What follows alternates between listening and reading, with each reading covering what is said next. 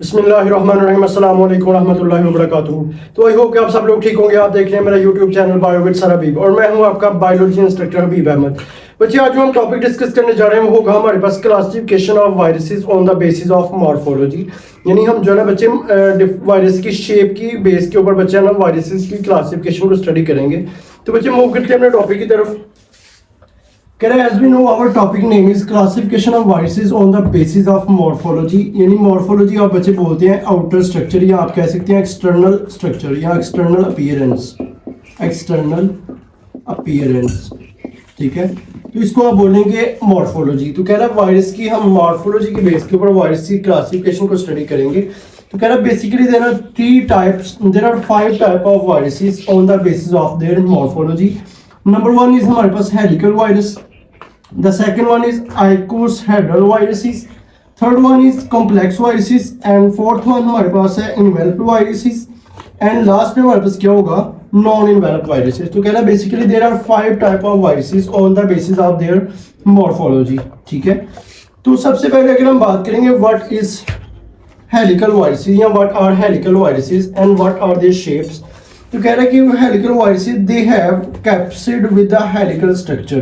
क्या है इसके अंदर बच्चे हमारे पास क्या होगा कैप्सिड होगा। कैप्सिड आप बोलते हैं आउटर कवरिंग को, ठीक है, आउटर कवरिंग को बोलेंगे, ठीक है। तो उसके अंदर बच्चे कह रहा है उसकी शेप क्या होगी हेलिकल स्ट्रक्चर होगी, ठीक है। कह रहा है सराउंडिंग न्यूक्लिक एसिड, और इसने क्या किया होता है न्यूक्लिक एसिड को सराउंड किया होता है। न्यूक्लिक एसिड के अंदर हमारे पास क्या आएगा डीएनए आ रहा है और सेकंड हमारे पास क्या आएगा आरएनए। तो कहना जो हमारे पास कैप्सिड होता है बच्चे हेलिकल वायरसेस के अंदर जो कैप्सिड होता है कैप्सिड ने न्यूक्लिक एसिड को सराउंड किया होता है। न्यूक्लिक एसिड के हमारे पास अंदर क्या आ रहा है डीएनए आ रहा है और आरएनए आ रहा है। अगर हम इसकी जनरल स्ट्रक्चर की बात करते हैं what is the general structure of helical viruses, तो देखिए बच्चे ये हमारे पास इसकी जनरल स्ट्रक्चर है। तो ये जो आउटर कवरिंग आपको नजर आ रही है इसको आप बोलते हैं इसको आप बोलेंगे कैप्सिड, ठीक है। और दरमियान में जो आपको ये वाला पोर्शन नजर आ रहा है ये वाली जो स्ट्रक्चर नजर आ रही है इसको बोलते हैं न्यूक्लिक एसिड। तो आप कह सकते हैं जो आउटर कवरिंग होती है यानी जो कैप्सिड होता है कैप्सिड ने क्या किया होता है न्यूक्लिक एसिड को सराउंड किया होता है। न्यूक्लिक एसिड के अंदर हमारे पास डीएनए भी आएगा और आरएनए भी आएगा। आगे हम इसके एग्जाम्पल्स की बात करते हैं। तो क्या इसमें एग्जाम्पल होगा रेबीज वायरस होगी और लास्ट सेकंड वन होगा टोबैको मोज़ेक वायरसेस। तो कह रहा है basically there are these 2 examples are of helical viruses, ठीक है। सेकेंडली अगर हम बात करते हैं हमारे पास जो टाइप नंबर 2 है वो है आइकोसाहेड्रल वायरसेस। आइकोसाहेड्रल वायरसेस बच्चे बेसिकली क्या होता है कह रहा है अगर हम इसकी जनरल स्ट्रक्चर की बात करते हैं तो कह रहा है they have capsid with a symmetrical आइकोसाहेड्रल shape. कह रहा है इसके अंदर बच्चे जो कैप्सिड होता है कैप्सिड आप बोल रहे हैं आउटर कवरिंग को, यानी कैप्सिड आउटर कवरिंग होती है जिसने न्यूक्लिक एसिड को सराउंड किया होता है। तो कह रहा है इसके अंदर जो आइकोसाहेड्रल वायरसेस होते हैं इनके अंदर जो हमारे पास बच्चे सिमेट्री होगी इसकी शेप होगी कैप्सिड की वो किस तरह की होती है आइकोसाहेड्रल। आइकोसाहेड्रल का मतलब क्या होता है बच्चे इसके डिफरेंट एंगल्स होंगे, डिफरेंट एंगल्स, यानी इसके बच्चे आप डिफरेंट हमारे पास एंगल्स होंगे इस शेप के, तो इसको आप बोलते हैं आइकोसाहेड्रल शेप। अगर हम इसकी एग्जांपल्स की बात करते हैं तो कह रहे हैं इसमें एग्जांपल्स बच्चे आ रहा है एडिनोवायरसेस एंड सेकंड आएगा हर्प्स वायरसेस, ठीक है। अगर हम इसकी जनरल स्ट्रक्चर की बात करते हैं what is the general structure of आइकोसाहेड्रल viruses, तो क्या ये जो बच्चे जो आउटर कवरिंग आपको नजर आ रही है इसको आप बोलते हैं कैप्सिड, ठीक है। कैप्सिड की जो शेप होती है वो क्या होती है आइकोसाहेड्रल, ठीक है। आइकोसाहेड्रल का मतलब क्या होता है इस शेप के डिफरेंट एंगल्स होंगे। लाइक देखिए आपको आप जो है ना इजीली ऑब्जर्व कर सकते हैं there are different angles in this shape, ठीक है। इसको आप बोलते हैं आइकोसाहेड्रल एंगल्स, ठीक है। उसके बाद कह रहे हैं ये दरमियान में बस बच्चे जो स्ट्रक्चर है वो होगा जिनोमिक या न्यूक्लिक एसिड होगा। न्यूक्लिक एसिड के अंदर क्या आएगा बच्चे डीएनए आ रहे हैं और क्या आएगा आरएनए। यानी हम बात कर रहे हैं बच्चे आइकोसाहेड्रल वायरसेस। इसके अंदर सिंपल हमने पढ़ा है जो इसकी कैप्सिड की बच्चे शेप होती है वो क्या होती है आइकोसाहेड्रल होती है, मींस इसके डिफरेंट एंगल्स होंगे, ठीक है। उसके बाद अगर हम बच्चे बात करते हैं टाइप नंबर 3 है complex viruses. What are complex viruses and what are their structures, ठीक है।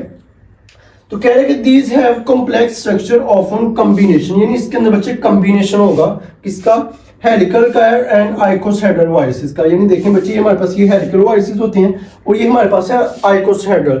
तो अगर हम कॉम्प्लेक्स की बात करते हैं तो कॉम्प्लेक्स में कह रहा है combination of both helical viruses and आप कह सकते हैं आइकोसाहेड्रल वायरसेस फीचर्स होंगे। यानी इसके अंदर बच्चे हमारे पास हेलिकल वायरसेस वाले भी फीचर्स हो सकते हैं और आइकोसाहेड्रल वाले फीचर्स भी होते हैं, ठीक है। एंड समटाइम्स एडिशनल स्ट्रक्चर, इसके अलावा इसकी एक एडिशनल स्ट्रक्चर होती है। एडिशनल हमारे पास कह रहे हैं स्ट्रक्चर बनेगी जिसको आप क्या बोलते हैं, टेल बोलेंगे, ठीक है। तो ये था हमारे पास कॉम्प्लेक्स वायरसेस।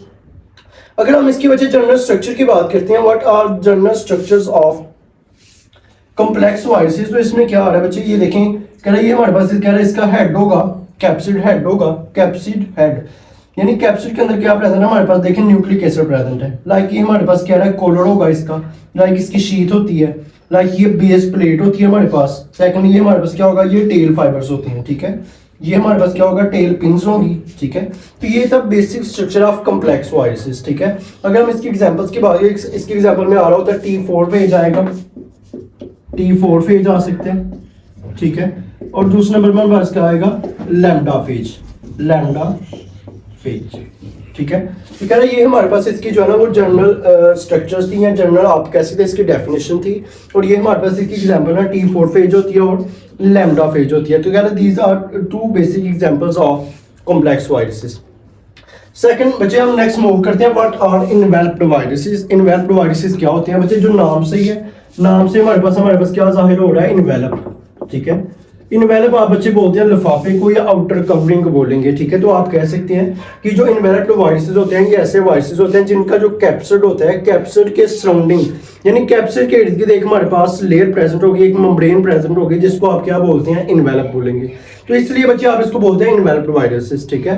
तो इसकी हम जनरल डेफिनेशन पढ़ते हैं, कह रहा है दे have an outer lipid envelope. कह रहा है इसके इर्द गिर्द बच्चे क्या होगा, ये हमारे पास देखें, ये वाला जो स्ट्रक्चर ये हमारे पास कैप्सिड है, ठीक है। तो कैप्सिड के इर्द गिर्द ये जो आपको स्ट्रक्चर नजर आ रही है, ये क्या होगा, ये हमारे पास इसका जो है ना वो आउटर कवरिंग होती है, लाइक जिसको आप इनवेलप बोलते हैं, ठीक है। तो कह रहा है कि they have an outer covering, outer lipid envelope from host cell.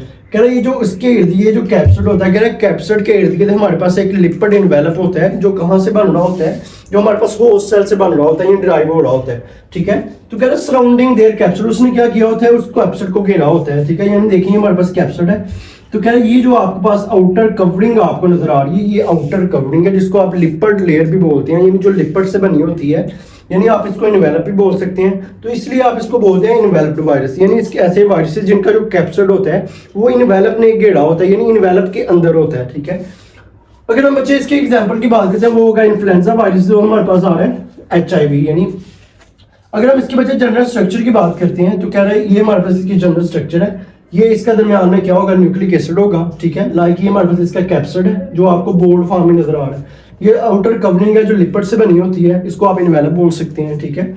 Second अगर हम बात करते हैं what are non envelope viruses. अब नॉन इनवेलप का वायरसेस का मतलब क्या होता है कि ऐसे वायरसेस होते हैं, ये ऐसे बच्चे वायरसेस होंगे जिसके अंदर जो हमारे पास इनवेलप होगा, इनवेलप हमारे पास क्या होगा, एब्सेंट होगा, ठीक है। यानी ये जो नॉन इनवेलप वायरसेस होते हैं ये ऐसे वायरसेस होते हैं जिनके कैप्सिड के इर्द गिर्द हमारे पास इनवेलप प्रेजेंट नहीं होता, ठीक है।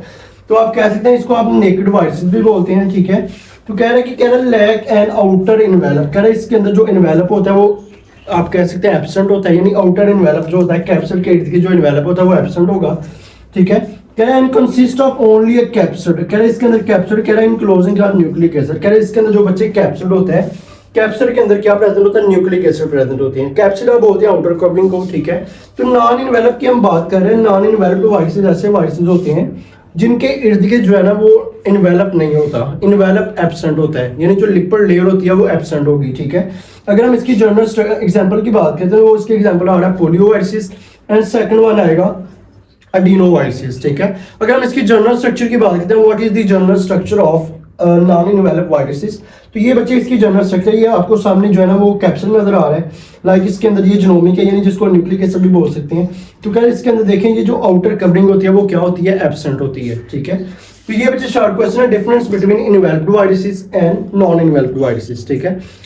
तो बच्चे ये था हमारा टॉपिक जिसमें हम जो है ना क्लासिक हमने स्टडी किया classification of viruses on the basis of their morphology. तो हमने स्टडी किया there are 5 types of viruses on the classification of morphology, ठीक है। तो आई होप कि बच्चे आप सब लोगों को समझ आ गई होगी। अगर किसी किस्म का कोई क्वेश्चन है तो आप लोग कमेंट सेक्शन में पूछ सकते हैं। अभी अगर आपने हमारे यूट्यूब चैनल को सब्सक्राइब नहीं किया तो यूट्यूब चैनल को सब्सक्राइब कर दें ताकि हमारी नई आने वाली हर वीडियो आप तक बर वक्त पहुंच सके। तो मिलते हैं अगले लेक्चर में, तब तक के लिए अल्लाह हाफिज़।